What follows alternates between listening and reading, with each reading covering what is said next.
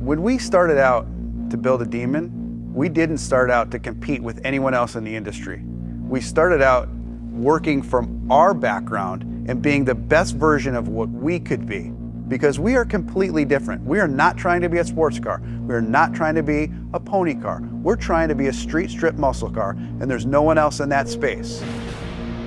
We decided very early on in the project that the key to success on this car was going to be the last tenth. And I don't mean the tenth of a second in the quarter mile. I mean that last tenth of effort that was going to push you beyond an interesting stat into a stat that had never been done before. I mean, you start at the top of the list, drag radials. No one's ever put drag radials on a car. They've been available in the marketplace, but they've never been put on a production car. That's a first that we're very proud of. Transmission. No one has ever put a trans brake in a production car. No one has used the air conditioning system to cool the intercoolers. The Demon engine is all new. It's not a tuned up version of our Hellcat engine. The only part that carries over is the cylinder head. We deck honed the block, which is something you see on high-end race car engines. New crankshaft, new connecting rods, new pistons, new camshaft, all new valve train, and a new larger 2.7 liter supercharger. So all of those things that make it a dedicated drag car, all of those things that make it awesome on the strip, you can completely modify. You can make this car as comfortable or as crazy as you want it to be. The two most common questions I get on Demon: number one, why'd you build a car like this? And the second question after that, how much horsepower does it have? And I always tell everybody, I'll tell you the horsepower, it's amazing, but I want to explain to you the full performance package and everything that that horsepower enables. I'm going to walk you through a virtual run of what it's like to drive a Demon.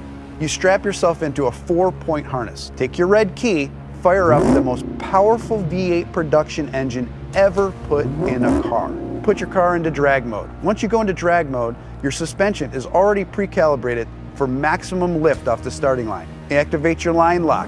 Start spinning your drag radials. Get them hot and sticky, over 200 degrees. You literally have dripping rubber off of your tires. You creep to the starting line. Adrenaline is flowing. You're pre-stage. You're 7 inches away from launching this car. Trans brake, check.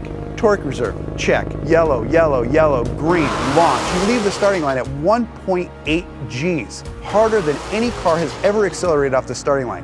That force puts a ton of weight on the rear end of this car, forcing the front end up in the air. It pulls a wheelie. First gear, second gear, 0 to 30 in 1 second. Third gear, you're now at 60 miles an hour in 2.3 seconds. Fourth gear, 5.1 seconds, you're doing 100 miles an hour. Now things are starting to settle in. You're really getting into this time warp and things are happening so fast. You're getting close to the end of the track. You're now doing 140 miles an hour as you cross the finish line in 9.65 seconds. You have just driven this production car faster than any production car has ever finished the quarter mile. So fast, in fact, that after the NHRA certified that time, they banned it from competition.